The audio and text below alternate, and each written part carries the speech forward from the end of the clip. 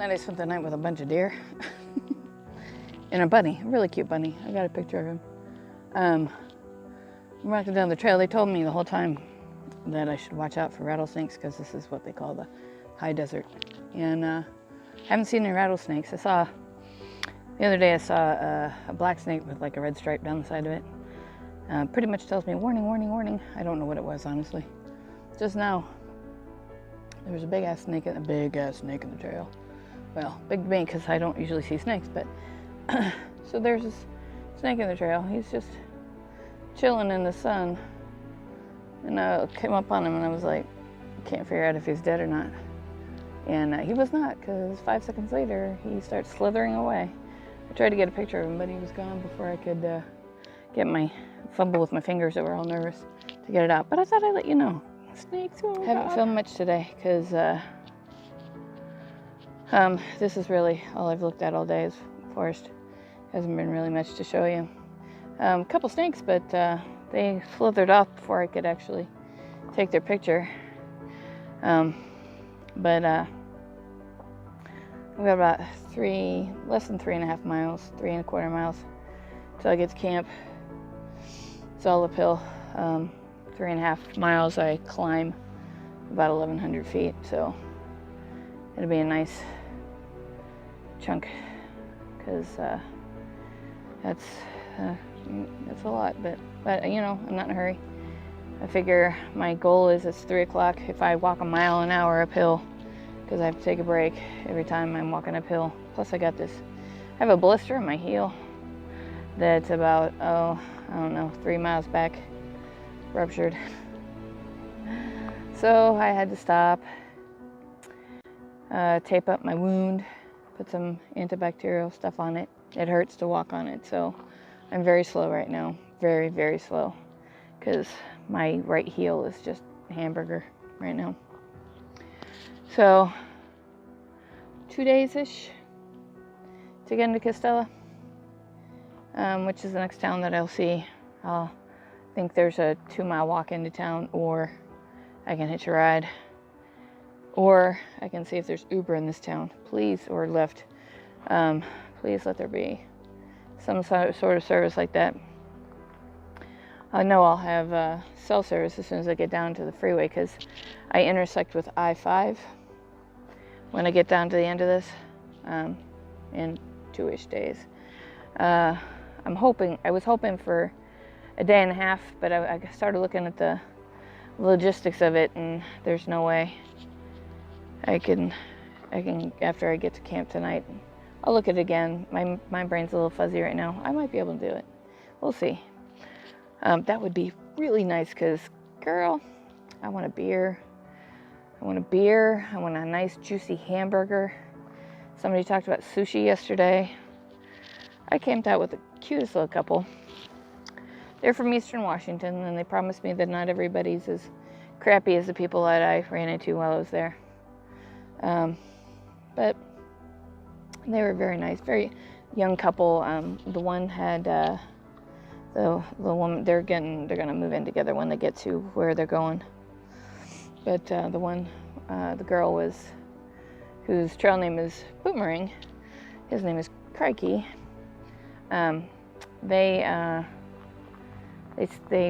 She got to go do a wolf program, which apparently is where you go and you work on somebody's farm in another country. So she got to go last year to Australia and work on this farm, which I thought was totally freaking cool.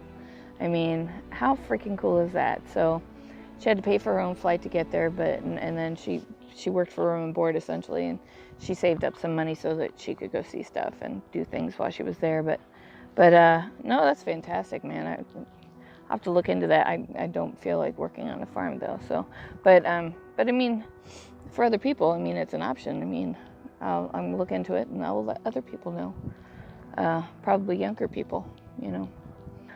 Hopefully, day and a half, maybe 2 days. 2 days to Castella, and then a 5-mile drive with somebody to Dunsmuir, and I can get on an Amtrak train and blow this pop stand. Because hamburger, my foot is hamburger, and I need a shower. God damn it, I need a shower. I just washed up at the creek down there, you know, but my legs are like coated in dust from the trail, and there's no way to get it off. I mean, it's like cemented on there now from sweat. But I will find a place to stay, and I will find a ride to wherever I need to go. And I'll probably stay in Mount Shasta. There's a whole lot more options. It's a bigger town. But apparently the Amtrak runs out of there, and I really don't ever want to get on a Greyhound bus again. Oh, that was an experience. I sat in the seat behind some older gentleman. He looked like he was probably in his 70s. And kept hollering, "Where's all the single ladies?" Yeah, the lady that was sitting beside me was like, "Oh God, what?" Yep, and one of the Greyhound bus drivers was like, "Well, there's always one crazy person on the bus." It was before this bus. There's always one crazy on the bus.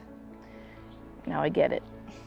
1 o'clock in the morning, he decides to crinkle his potato chip bag. I just wanted to ram my fist down his throat because I was trying to sleep on the bus. I'll be happy to be done. I mean, God, I just want to hug my kids so bad. God, I just want to hug my kids. Something about almost dying. It's a shame that I had to almost die to realize the important things. And this just isn't one of the important things anymore. I may try this again. I'll make sure it's a drought year, because if I never see snow again, it won't be too soon, because that's some scary, scary stuff. Every time I think about it, I just can't believe I survived it. Every time I think about it, I can't believe that I found whatever it takes in here to get myself off of that fucking mountain. I'll never know where I got that from. You know, I've always known I was hard as nails. I was strong. I've always been strong. But Jesus Christ, that took something. I can't wait to tell everybody the story in person, because it's a story.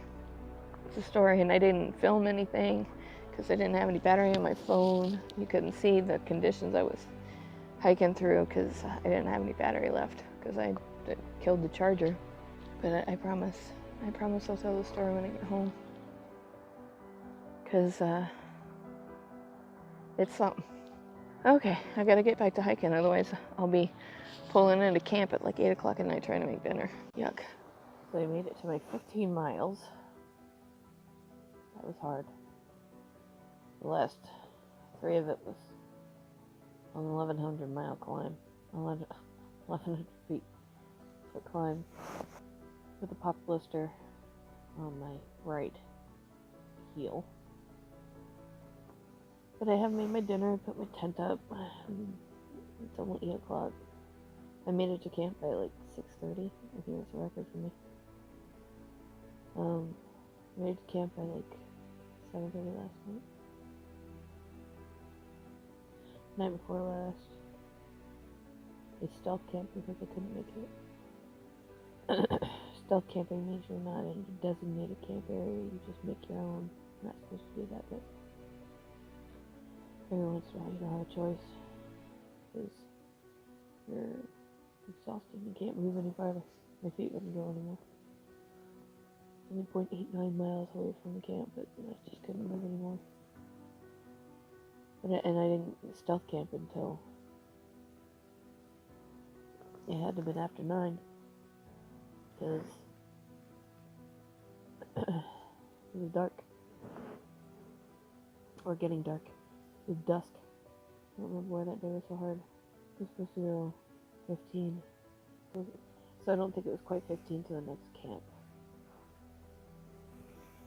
I think it was 14 something to the next camp. And I did 13 something because it was 0.89 miles away. And I just didn't have it. Now I'm watching a fly trying to break into the tent because I made my dinner and I eat it inside the tent because the bugs outside are ridiculous. I mean, seriously, the only thing I can hear, besides my own voice, is the hum of mosquitoes around the tent. And one fly who is desperately trying to figure out a way to get in because I have leftovers from my dinner that I'm going to eat for lunch tomorrow. extra protein. And I'm full. I'm too tired to eat today. I ate half. And I had a protein bar on my way up the mountain. That's probably why I'm not hungry now. I ate a protein bar on my way up. But, I'm exhausted. My feet are killing me. I need to take the ibuprofen now. I just kicked an ant out of my tent. Little stuffed bugs getting inside my tent. And he probably just crawled through. I might not have closed her completely. They'll find a way in. I'm pretty proud. I did 9 miles by noon. Did 9 miles by noon today. I left at 7:40. So